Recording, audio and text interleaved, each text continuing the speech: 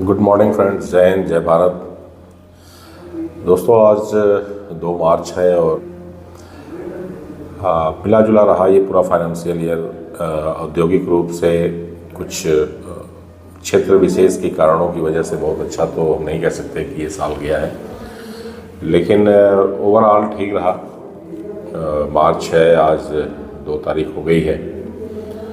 मैं वही देख रहा था कि कुछ ऐसी चीज़ें घटित हुई हैं जो है अनएक्सपेक्टेड थी बिल्कुल, जिसमें मुख्य रूप से किसान आंदोलन है। आज ये ज़रूरी हो गया है ये समझना कि हम आज एक ऐसे युग में जी रहे हैं जहां पूरी दुनिया एक हो चुकी है। हमारे व्यापारिक संबंध जिस तरह से अपने देश के अंदर अन्य राज्यों के साथ हैं, उसी तरह से हमारे संबंध दुनिया के अन्य देशों के साथ भी अब हो गए हैं। नियम कानून सबके ऊपर एक जैसा लागू होने लगा है। तो ऐसे समय में ये समझना ज़रूरी हो गया है कि हम जो कुछ भी आप अपने देश में करते हैं उसका हमारे ऊपर क्या फ़र्क पड़ता है, क्या प्रभाव पड़ता है। देखिए, एक ऑर्गेनाइजेशन था 1948 तक, गेट, जो 1995 तक आते आते उसका नाम चेंज हो गया, WTO हो गया, वर्ल्ड ट्रेड ऑर्गेनाइजेशन, जिसमें दुनिया के ज़्यादातर देश उसके सदस्य हैं और करीब 140 देश के आसपास उसके सदस्य देश हैं और उनकी हर 2 साल में एक मीटिंग होती है। अभी उसके मेंबर्स की मीटिंग थी, 13वीं मीटिंग थी और भारत भी उसका एक सदस्य देश है। तो आज हम WTO की बात इसलिए कर रहे हैं कि हम एक अंतर्राष्ट्रीय व्यापार के सदस्य देश हैं और जो भी कुछ वहाँ होता है उसका हमारे ऊपर भी, हमारी जो पॉलिसियाँ बनती हैं व्यापार को लेकर के, उसके ऊपर WTO के एग्रीमेंट के अंदर जो बातें हमने एग्री की है उसका प्रभाव रहता है। विशेष रूप से हम किसान आंदोलन को लेकर के बात कर रहे हैं। किसान आंदोलन में इस बार के किसान आंदोलन में एक विशेष चीज़ देखने को ये मिली कि सबसे ज़्यादा जो किसान एग्रेसिवली आगे बढ़े वो पंजाब के किसान थे। अब ये समझना बड़ा ज़रूरी हो जाता है कि WTO क्या है और हमारे यहाँ कृषि उत्पाद क्या है और सब्सिडी क्या है, क्योंकि मुख्य मुद्दा तो सब्सिडी का ही है जो सामने आ रहा है। अब WTO की अगर हम सीधी बात करें तो WTO जो MSP दी जाती है इसके विरोध में है।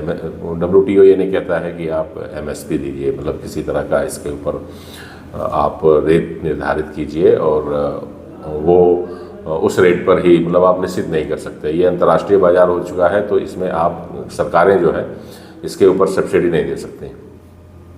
ये तो एक मुद्दा है, लेकिन दूसरी तरफ ये है कि किसान चाहते हैं कि हमारे हर प्रोडक्ट्स के ऊपर हमें MSP, मिनिमम सेलिंग प्राइस का एक गारंटी दिया जाए। तो एक बहुत बड़ा विरोधाभास ये बन जाता है कि एक तरफ तो अंतर्राष्ट्रीय समुदाय में हम इस एग्रीमेंट पर साइन किए हुए हैं कि और वो जो संगठन है WTO ये कहता है कि आप MSP नहीं देंगे, और हमारे यहाँ इस बात की लड़ाई चल रही है कि नहीं, आपको MSP देना है। एक चीज़ तो ये हो गई। दूसरी बात ये हो गई कि जैसे पिछली बार के आंदोलन में हमने देखा था कि दुनिया के तो नहीं मैं बात कर रहा, भारत के अन्य राज्यों के बहुत से किसान संगठन इसमें शामिल थे, लेकिन इस बार का जो किसान आंदोलन है उसमें ज़्यादातर बढ़ चढ़ के हिस्सा पंजाब के किसानों ने ही लिया। तो अब ये समझना बड़ा ज़रूरी हो जाता है कि ऐसा क्या है जो पंजाब के किसान इतने एग्रेसिव हो जाते हैं और बाकी के जो देश के किसान हैं वो इन मुद्दों पर क्यों नहीं बोलते हैं। इस चीज़ को समझने के लिए हमें मुख्यतः 4-5 मुद्दों पर जाना पड़ेगा, 4-5 पॉइंट्स पर जाना पड़ेगा कि बेसिकली पंजाब में ऐसी क्या वजह है। देखिए, 1960 की बात है, 1960 का एक दौर था जब हरित क्रांति की शुरुआत की गई थी और ये हकीकत है कि उससे पहले हमारे भारतीय प्रधानमंत्री, जो मौजूदा उस समय की प्रधानमंत्री थी इंदिरा गांधी, उनको अमेरिकन प्रेसिडेंट्स के सामने काफ़ी शर्मिंदगी महसूस हुई थी। एक तरह से कह लीजिए कि वो जाकर के उन्होंने गेहूं मांगा था वहाँ कि हमारे यहाँ खाने के लिए गेहूं नहीं है तो आप हमें गेहूं दीजिए। तो ये एक अंतर्राष्ट्रीय समुदाय में हमारी बहुत बड़ी एक इंसल्ट थी कि देश जो है भूखों मर रहा था, आप कह लीजिए। उस दौर में हरित क्रांति की शुरुआत हुई और पंजाब एक ऐसा स्टेट था जिसने आप ये कह सकते हैं कि उस शर्मिंदगी से बाहर निकाला और पूरे भारत को गेहूं उत्पादन में आगे आया और सबके लिए इतना उत्पादन हुआ, पंजाब करने लगा कि सबके लिए गेहूं मौजूद होने लगा और हमें बाहर से मांगने की नौबत नहीं आई।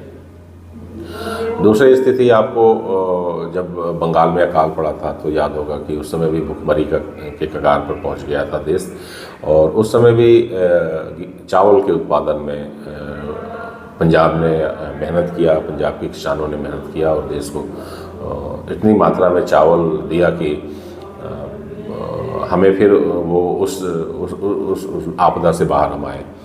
तो गेहूं और चावल में आत्मनिर्भर बनाने वाला राज्य देखिए पंजाब तो है, लेकिन ये बात है 1960 और मतलब 70 से पहले के दशक की। उसके बाद लगातार चीज़ें बदलती चली गईं और मुख्य रूप से अगर हम बात करें गेहूं उत्पादन में, चावल के उत्पादन में, दूध के उत्पादन में, अंडे के उत्पादन में, सब्जियों के उत्पादन में, तो आज हमारे देश की मौजूदा स्थिति क्या है, वो कौन से ऐसे कारण रहे हैं कि पंजाब लगातार इन चीज़ों में पिछड़ता चला गया। और कृषि उत्पादन में आज देखिए गेहूं की अगर मैं बात करूं तो गेहूं उत्पादन में पंजाब से पहले उत्तर प्रदेश और मध्य प्रदेश आता है। तो पंजाब की वो पोजीशन आज के डेट में नहीं रही, यहाँ पर उत्पादन कम हुआ है पहले के मुकाबले। चावल में भी सेम सिचुएशन है, चावल में भी पंजाब का कोई अपनी पोजीशन नहीं है। चावल उत्पादन में भी पश्चिम बंगाल, उत्तर प्रदेश और अन्य राज्य नंबर 1 पर पहुंच चुके हैं। और इन दो के अलावा बाकियों की बात करूं तो दूध की नदियां कहा जाने वाला ये प्रदेश था, लेकिन आज दूध उत्पादन में भी पंजाब की स्थिति बहुत ख़राब है।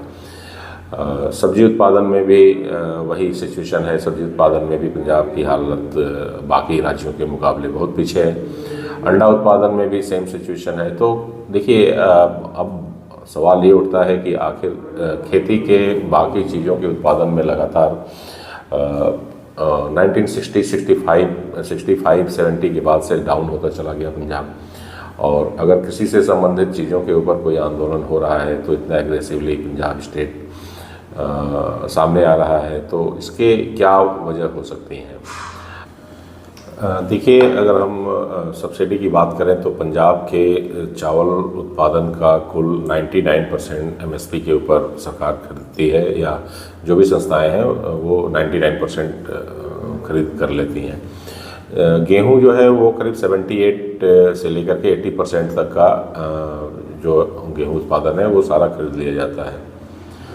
अब ये दो मुख्य पंजाब की फसलें हैं जो यहाँ पर उत्पादन की जा रही हैं, और इसका आप एक तरह से ये कहिए कि ये 100% एमएसपी के ऊपर ही खरीदी जा रही हैं। अब किसान ये बात कर रहे हैं कि भाई WTS से आप देश अपने आप को अलग कर लें, और अगर ऐसे व्यवधान आ रहा है कि WTO ही कह रहा है कि आपको सब्सिडी अगर नहीं देना है तो भारत को अपने आप को WTO से बाहर कर लेना चाहिए। अब यहाँ समझने वाली बात यह है कि क्या कृषि उत्पादों को लेकर के हम WTO से अगर एग्रीमेंट ख़त्म कर लेते हैं तो इसका प्रभाव हमारे और चीज़ों पर कितना पड़ेगा या नहीं पड़ेगा, और अगर पड़ेगा तो क्या उसका इफ़ेक्ट होगा, ये समझना बड़ा ज़रूरी हो जाता है। हम अपने निजी स्वार्थ के लिए चाहे जितनी बातें कर लें, WTO में साइन ऐसे ही नहीं किया गया हो रहा होगा, तो वो उन पहलुओं को भी ज़रूर समझना चाहिए। आज जो परिस्थितियां बन रही हैं, पहले तो मुझे लगता है कि ये सबसे ज़रूरी हो गया है यहाँ पंजाब के किसान के लिए कि हमारी जो पोजीशन इन मतलब गेहूं, चावल, दूध, अंडा, सब्जी उत्पादन में हम जिस तरीके से पीछे गए हैं, पहले हमें उन अपने मूलभूत चीज़ों को दुरुस्त करना पड़ेगा। और साथ में एक चीज़ और समझने वाली बात है कि जो पंजाब में जो उर्वरक की खपत है वो प्रति व्यक्ति 250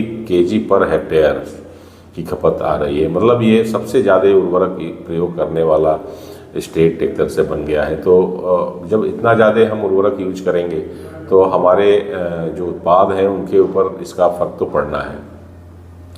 दूसरी चीज़ यह है कि जो यहाँ के सिंचित क्षेत्र हैं जहाँ पर सिंचाई होती है उसमें बिजली के ऊपर 100% सब्सिडी दी जाती है। जो देखिए एक सबसे बड़ी समस्या है कि जो धान के उत्पादन में हम अपने ज़मीनी पानी को यूज कर रहे हैं, जो ग्राउंड के नीचे के पानी को हम यूज कर रहे हैं, उसके वजह से पीछे कुछ रिपोर्ट्स भी, टेक्निकल्स की रिपोर्ट्स भी आई थी कि भाई कुछ ही सालों में, आने वाले 10-15 सालों में हमारा पूरा पंजाब राजस्थान में की तरह हो जाएगा, रेतीला हो जाएगा। मतलब हमारा जो अंडरग्राउंड वाटर लेवल है वो इतना तेज़ी से नीचे जा रहा है कि उसको कंट्रोल करना बड़ा मुश्किल हो जाएगा। तो अब इन सारी समस्याओं को देखते हुए ये बड़ा ज़रूरी हो गया है कि सबसे ज़रूरी यह है कि हम अपने प्रकृति को, अपने नेचर को और अपनी ज़मीन को बचाएं। उसके लिए हम ऐसी फसलों का उत्पादन शुरू करें जिसके उत्पादन में पानी की खपत कम होती है। और देखिए, सब्सिडी जब चावल के ऊपर और गेहूं के ऊपर अंतर्राष्ट्रीय मार्केट कह रहा है कि आप सब्सिडी मत दीजिए, तो हमें आज नहीं तो कल उस बात को मानना ही पड़ेगा। अगर नहीं मानते हैं तो बाकी के हमारे जो उद्योग धंधे हैं उसमें हम पिछड़ जाएंगे। WTO सिर्फ खेती से रिलेटेड चीज़ों पर तो काम करता नहीं है, और हमारी जो आत्मनिर्भरता है वो खेती पर हो सकती है। बाकी चीज़ों में तो हम दूसरे देशों के ऊपर भी बहुत ज़्यादा निर्भर हैं। तो उस चीज़ को भी हमें मैनेज करने के लिए, हमें सही ढंग से चलाने के लिए हम अंतर्राष्ट्रीय कानूनों से बंधे हुए हैं, हमें उस पर चलना ही पड़ेगा। ऐसा नहीं है, हम उन कंट्रीज़ की तरह तो नहीं कह सकते कि कोरिया की तरह कि नहीं, हम किसी को कुछ मानते ही नहीं। आप देख रहे हैं कि वहाँ की बाकी की स्थिति क्या है।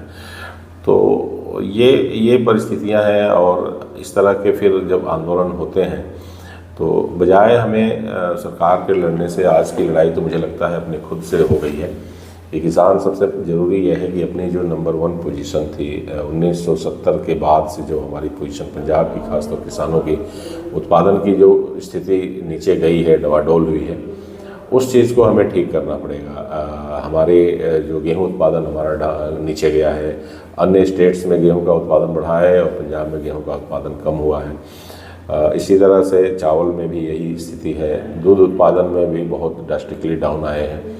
तो बजाय सरकार के लड़ने से अपने आप इन चीज़ों के ऊपर, अब बात आती है कि हमें उसका रेट ही नहीं मिलता। भाई देखिए, अन्य स्टेट्स को अगर रेट मिल रहा है, जबकि डाटा ये कहता है कि हमारा 99% के करीब उत्पादन जो MSP पर खरीदा जा रहा है, बाकी स्टेट्स का तो नहीं खरीदा जा रहा है। वहाँ तो बाजारें तक नहीं है, अभी मार्केट्स तक नहीं है जहाँ किसान हम MSP की बात करें। लेकिन उनके लगातार चीज़ें उनकी बढ़ती जा रही हैं। बात आती है, इमोशनल वर्ड्स यूज हो जाता है अन्नदाता का। तो अन्नदाता में हम कहाँ अन्नदाता रह गए, जब पंजाब के उत्पादन जो है क्षमता बाकी स्टेट्स के मुकाबले डाउन जा रही है। तो ये तो 1960 और 70 के दशक की बात है, जब हम थे, मतलब पंजाब था अन्नदाता के रूप में। तो उन चीज़ों को भी समझना पड़ेगा, और इस तरह से अगर हम ब्लॉक करेंगे सारी चीज़ों को, तो उद्योग धंधे भी हमारे प्रभावित होंगे। और उद्योग धंधे जब प्रभावित होंगे और खेती में भी हम पीछे जा रहे हैं, तो आप समझ सकते हैं कि फिर हम कहाँ स्टैंड करेंगे।